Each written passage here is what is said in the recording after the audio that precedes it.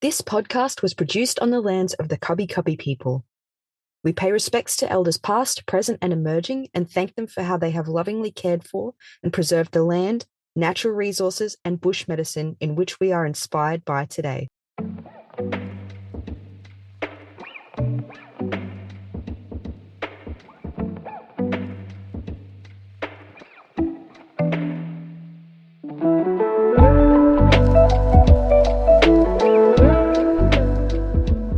Hello and welcome to the Students of Natural Health podcast. My name is Dannalorah. I'm a student naturopath from Australia, and I'm going to be your host for this episode.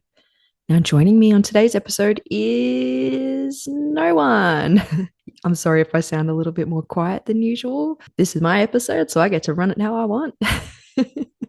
I'm currently live to you at my kid's bedtime, and I'm just trying to record this one in of a nighttime. I never do this with other people, but you've been listening to me for about a year now, and I realized that you don't actually know that much about me. So for the first birthday episode, I thought I would let you in on my life a little bit and tell you about how I came to naturopathy and some of my personal tips and tricks that I've picked up along the way of my first year of study. And if this is something that you guys really enjoy, maybe I'll just keep doing this for, the first birthday episodes. I was thinking it would be really cool if I could give a little recap as to how I went that year. And, you would be able to follow the journey of a student from first year naturopathy all the way through. So, yeah, let's get into it. For those of you that aren't following me on my socials and have just happened to stumble across the podcast, my name is Dannalorah, but in my personal life, I'm known as Dee. I'm just wrapping up my first year of study at Torrens University, where I am studying the naturopathy degree. I've sort of done things a little bit differently, where I'm doing the diploma first, but I've said it before on the podcast, it's purely just to get the alumni scholarship where I'll be able to get a discount on my fees and go straight into my second year of the Bachelor of Health Science majoring in naturopathy. So it's pretty exciting. I'm also a stay-at-home mum of two toddler boys. I started studying when my youngest turned 1, and delusional me in my first term of studying at university decided I wanted to start a podcast. So I've also been doing this the whole time I've been studying. So it's been really incredible. I've met some amazing people, and I would love to use this opportunity to say thank you so, so much to anybody who's listened, anybody who's shared the podcast, every single person I've interviewed, and anybody that has taken the time to send me those beautiful, beautiful messages telling me about how the podcast has affected you personally, how it's influenced your studies, and how you've been able to meet new people through it. It's honestly far exceeded my expectations for what I had originally designed for this podcast. It was born out of a lack of real student experiences that I could find online when I was researching which degree to do and which university to go to, because it's a lot of money to spend on a natural health degree. I wanted to know a little bit about the content, because I'm sure some of you guys also realized that it was there's a degree of woo about it, a degree of not sure if it's legit. So yeah, that's why the podcast was born. I'm gonna jump into how I got into natural health, and it's a bit of a story. I've mentioned it when I've been interviewed before, but it's never been spoken about on this medium, and I think it belongs here. So this is how I got into it. Look, when I was a kid, I thought I was going to be a doctor, a very, very little kid. And somewhere along the way that evolved into, I thought I was going to be an actress, and I thought I was going to be a singer, and I thought I was going to be on the TV. And, I thought I was going to be doing something in the arts because I'm quite artistic.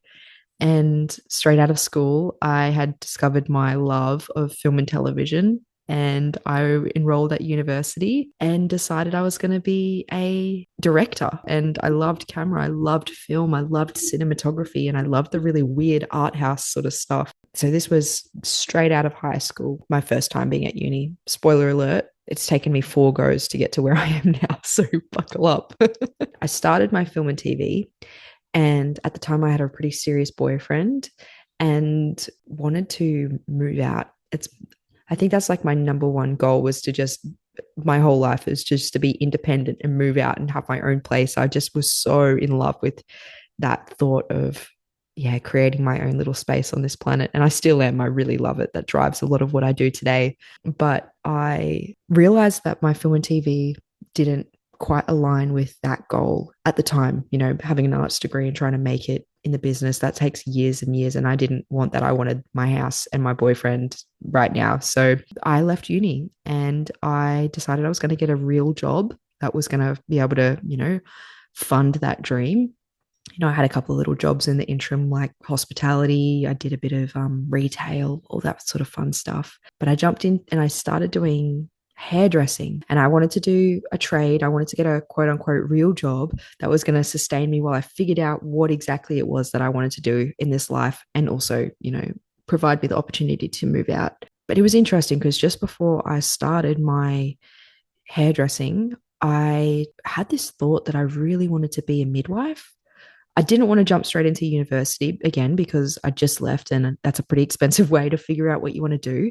But I always was really curious about women's bodies, very, very curious about the mysteries of pregnancy and growing babies and how the body shape shifts and adapts. It was like back then, as a 17, 18-year-old, it was mind blowing to me. It still is, but you know, just a little sprinkle of what was to come. So I started my hairdressing career. Those people that know me and are listening to this episode are giggling as we think about how many times I fried all my hair off. I had a pink salmon bowl cut at one point. I've had blue hair, all of it, all of it. So it would surprise no one that hairdressing was something that I was going to do at some point in this life. Honestly, it was an absolutely fantastic opportunity for me to, one, just take a breather and have a think about what I want. Two, learn how to have some people skills.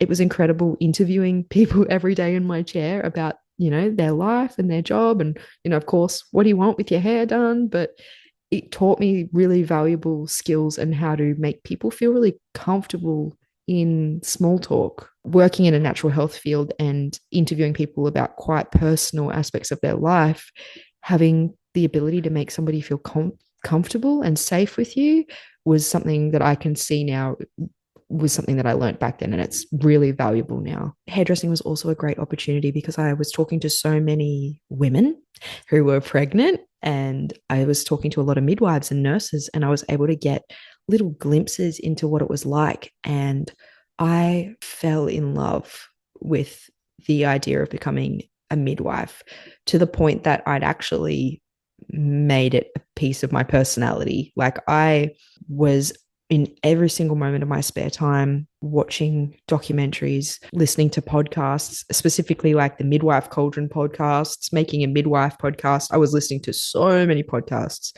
I was reading like biographies and bibliographies. I was reading all of the spiritual midwifery books. I managed to get my hands on some midwifery textbooks at the op shops, and I was reading those. Um, like I was obsessed with becoming a midwife, but I was in a circumstance where I felt like, you know, this is something I'm going to do after I have my children. And I want to finish my hairdressing because I haven't completed something yet. And I need to show myself that I can do it. You're listening to Students of Natural Health podcast. We'll be back after a word from our sponsor. Do you ever feel like no matter how hard you study, you're still behind and also feeling majorly stressed out? Maybe you're drowning in your notes, feeling overwhelmed by the mountain of content being thrown your way, and even second guessing if you'll be able to finish your degree. Hi, I'm Olivia, a naturopath and ultra-organised type A overachiever. My passion is helping students like you succeed in your studies without the stress. You were probably never taught how to actually study, and that's why I created Study for Success, a space to help students understand the strategy behind studying efficiently and successfully. In my space, you learn how to simplify the study process, actually retain what you learn, and most of all save time with my unique organisational framework. So if you want to learn how to study smarter, not harder, reduce stress, and set yourself up for success from first year right through to being a new grad, check out my free Study for Success masterclass. Plus, I have a range of practical study resources designed specifically for NatMed students available on my website. Check out the links in the description below, and here's to studying for success without the stress. Thanks for listening. On with the show. So, like I said, I'd made it a pretty core pillar of my personality, and I'd invested, I'm going to say, thousands of hours into learning the craft of midwifery and the history of women, and little bits and pieces of nursing as well in there. And I was like, this is it. This is why I was put on this earth. I'm here to be a midwife. So the next logical step in that plan was my boyfriend then proposed to me, and that was the green light for me. I was like, let's have a baby. So we started trying. I was actually 19 at this point. We started trying for a baby in my last year of my apprenticeship, and I'd had some issues with trying to conceive, and I'd had a lot of issues with bleeding for very prolonged periods of time. And I started to dabble a little bit in natural medicine. And to be honest, I wish I kept up with it, because I truly, this was when I was introduced to naturopathy. I sought help for regulating my bleeding, which may be a little bit too much information. I'm so sorry if it is for some of you, but for context, I was bleeding every single day for a year. I had anemia, and it felt like it was ruining my life as a young woman who, trying to have a baby and couldn't stop bleeding, and was spending all of her money on sanitary products, and was so tired all the time because, like, literally every single day for a year, I was bleeding. So I went and saw a naturopath after, having some not great issues with my GP. They wanted to put me on, the pill or the Implanon and the Depo-Provera shot. And I tried a few of those things, and they really messed with my hormones. And honestly, it just felt like a bit of a band-aid approach. So, I started looking at, like, curing women's issues and all this sort of stuff. And a naturopath popped up on the internet. So I went, and she was amazing. She cured my bleeding in one visit with all of these supplements. I'm not going to lie, it was pretty intense at that point, because I spent like $900 on, the consult and all the supplements combined. And, on an apprentice wage as a hairdresser, that's a lot of money. So yeah, and she fixed it. I only saw her once, and I will never find her again, and I miss her. If you're out there. That was my first interaction with natural medicine. And then I continued trying to conceive naturally. Nothing was happening. About a year and a half passed, and I was talking to my GP about it, who linked me in with the fertility specialist, who ran some blood work and, sat us down in the office. And at this point, I'm 21 years old. And they said to me, if you had come in 6 months later, we wouldn't be using your eggs, because you have very, very low reserves, and you're going to go in menopause in the next couple of years. And I was 21 years old, and it was absolutely devastating. And she said, there's not really much time to wait. We need to jump onto IVF. No time to explore any other options. Just jump straight into it. I'm freaking out. I'm 21, and I'm going, oh my gosh, this is my only chance to have a baby. I don't even know what I'm getting into, but yep, sign me up. So that same day that I got told that, we signed up for our first round of IVF, and my husband and I, we decided to get a loan, and we've only recently just finished paying that off, because we did 2 rounds of IVF and it didn't work for us.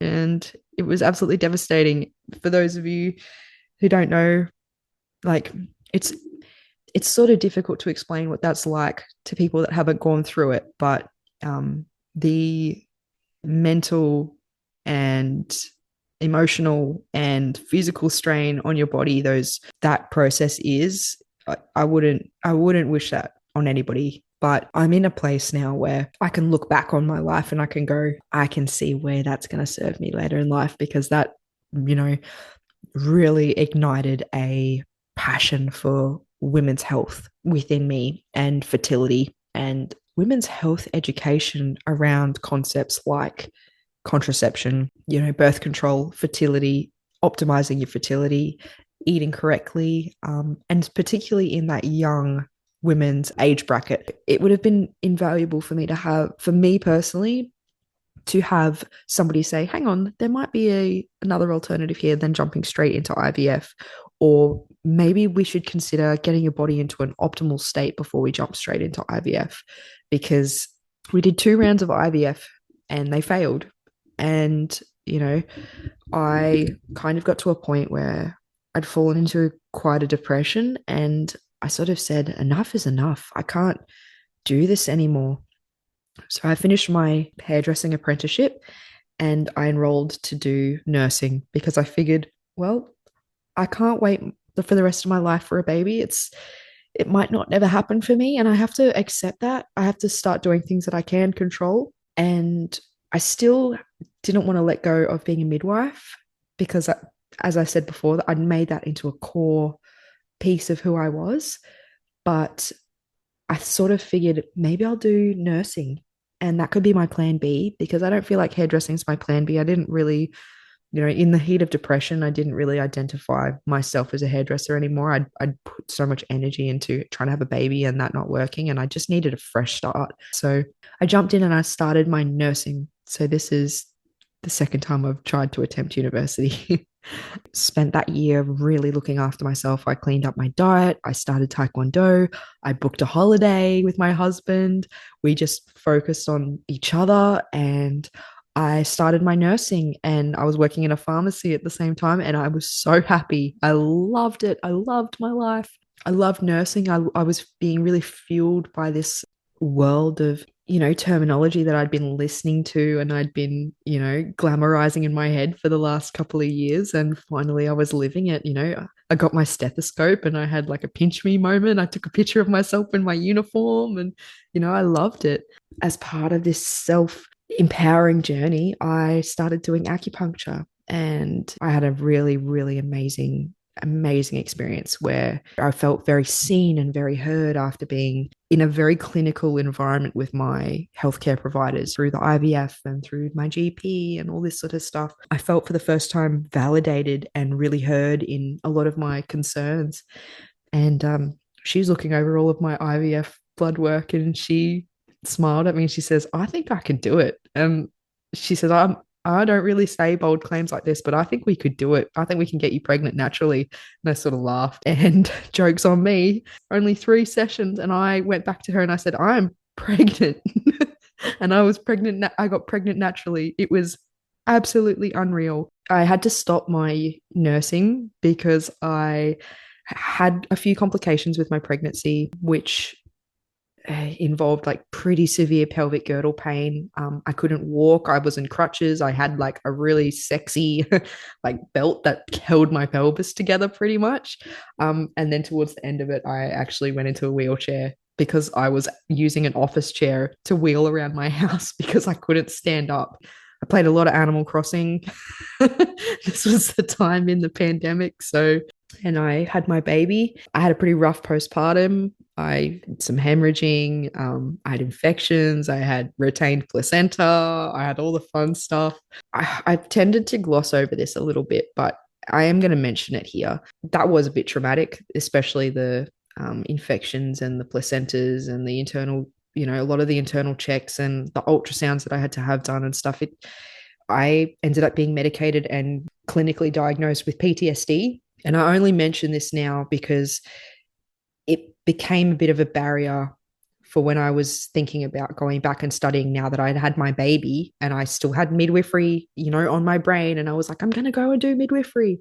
It sort of became a bit of a barrier because it got so bad that like I was having like flashbacks, and it would be little things like the smell of hand sanitizer, like the hand sanitizer in the hospital, or little things were starting to affect me and bring me back to with PTSD flashbacks. And I was thinking it's not fair to bring this sort of space and this emotional response into another woman's birthing space. So I started questioning, is this something that I'm going to actually be able to do? Plus 9 months of not being able to walk, that carried on through my postpartum quite a lot too. I had to go to a lot of physio. So that year of postpartum, I was doing physio, I was doing counseling, I was doing psychology, I was going to GP visits, plus I was learning how to be a mum. And I had on my brain, like, yeah, I'm going to go back to midwifery when my son's 9 months old. Joke's on me. That was, I tried, I enrolled, I got into my dream school and everything. So that was the third time trying to go to university. And I did a term and I had to pull out because I had a little mentee bee. I couldn't do it. It was too much. It was, I thought I could do it online. I thought I could make this happen, but obviously I just was not in the mental space for it. So I gave up my place and I just decided, nope, keep focusing on yourself. You'll be able to do this when it's time. It was at this point, I laugh about this because anyone that's a mum would sort of get it. I laugh about this because this was the point as well where my internet algorithm had picked up that I was a new mum and I was researching things like, low tox skincare, low tox. Like I'd gone a little bit into the, fertility, trying to prep your body for fertility. Like, you stop using plastics, you stop using aluminum deodorant, all that sort of stuff. But I got really into it as a mum. I started looking at like low waste, like low tox cleaning product with local farmers markets, everything organic. But my internet algorithm had picked that up and they started recommending me the natural colleges. That was interesting. It flagged into my brain. I just had these amazing experiences with my naturopath and my acupuncturist who, I saw all through my pregnancy as well. And complementary medicine really worked for my body. And I was thinking, hey, maybe this is something I want to do. I started doing a little bit of research. Couldn't really find too much. I live in Queensland, Australia, and was sort of only two options available to me, which was Endeavour College or Torrens. And initially I thought I was going to go into Chinese medicine, but through my limited research that I could do, I discovered that naturopathy was going to be cheaper. And I just sort of liked the reviews for, the university I went with a bit more. So I decided I was going to give naturopathy a go. And if I really hated it, I would move over to Chinese medicine.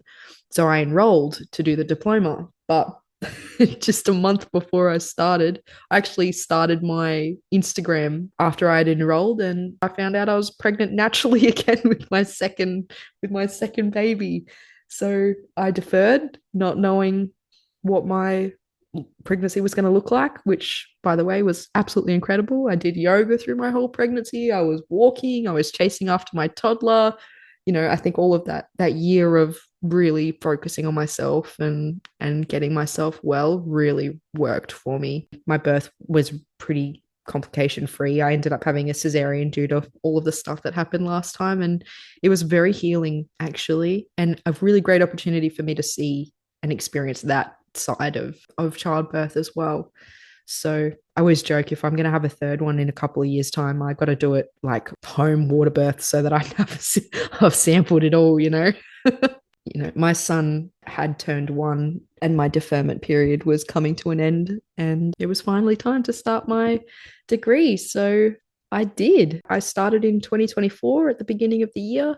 And in my first trimester, I decided in my delusion that I was going to start a podcast because I was feeling so amazing and it was so aligned. I had found that tiny little gap in the market, that little niche. It was so difficult for me to find real student experiences on what it was like studying at these institutions. And, I wanted to know things like, is it all BS?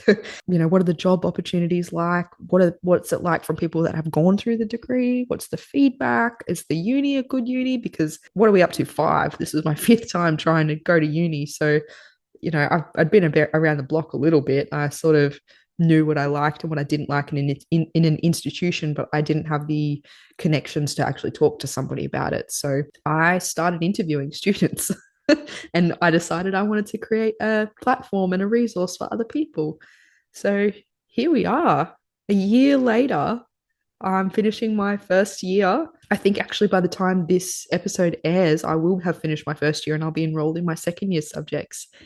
And I got to say, it's been amazing. I go to Torrens University and I haven't had any issues with any of the lecturers. I did have one moment where somebody graded my paper wrong, but it was a technical difficulty and it took absolutely no effort to get my grade fixed up. So absolutely fine. It's been very prompt, very quick messaging. I've loved the content. I think this is one of those degrees where you're either going to realize very quickly you're exactly where you're supposed to be, and it's really reaffirming for you, like, yes, this is what I'm supposed to be doing, or you'll realize very quickly, nope, this is not for me. There's way more science than I thought. It's not all linen and beige activewear. It's hardcore. I've really loved it. And I have the ability now to look at all of the things in my past that I initially saw as obstacles to study, and, just the things that were part of my journey, that at some point in my life caused me a lot of stress. But I really have the ability now to look back on it and go, yeah, that's all led me right here to be this very particular naturopath, somebody that is incredibly interested in women's health, who has a deep personal understanding of what it's like to go through fertility treatments, who is incredibly passionate about health literacy, especially in young women, when honestly, I'm beginning to come of the opinion that, like, it doesn't take much for things to go wrong. Because you're at such an integral point of your life where hormonal and reproductive health is like a sixth vital sign, and our lifestyles don't exactly support optimal health. I've had all these really incredible experiences with complementary and alternative medicine that I really just want to do it justice as well and reach more people. And I think that, combined with my knowledge of filmmaking and talking to people and podcasting and all this fun stuff that, as you've just discovered with me along the way, it's going to be really exciting what happens in the future. This has been a bit of a different episode than we're all used to, but honestly, I appreciate it if you've made it this far. I still feel a little bit too early in the degree to give a full comprehensive overview of how it's all gone. So I think you're just going to have to tune in for next year to hear about what it's like. I'll be midway through the degree by then, and I'll also be able to give you a bit more of an idea of what works in terms of like study tips and tricks.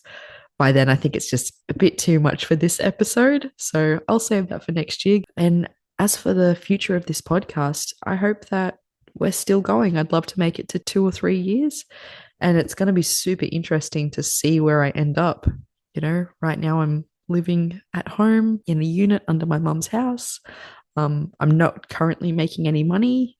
And it's going to be really, I'm sitting at about 1,300 of you amazing followers on Instagram. So it's going to be really, really cool to look back and see how far we go in a year. Thank you for listening. Please feel free to reach out to me on any of my socials. You can find me at www.dannalorahdnaturopathy.com. I'll link it in the description, as I do in every episode. And that's where you can find me if you decide that you would love to be on my podcast. Thanks for sticking around, and cheers to a year, guys. All right, bye.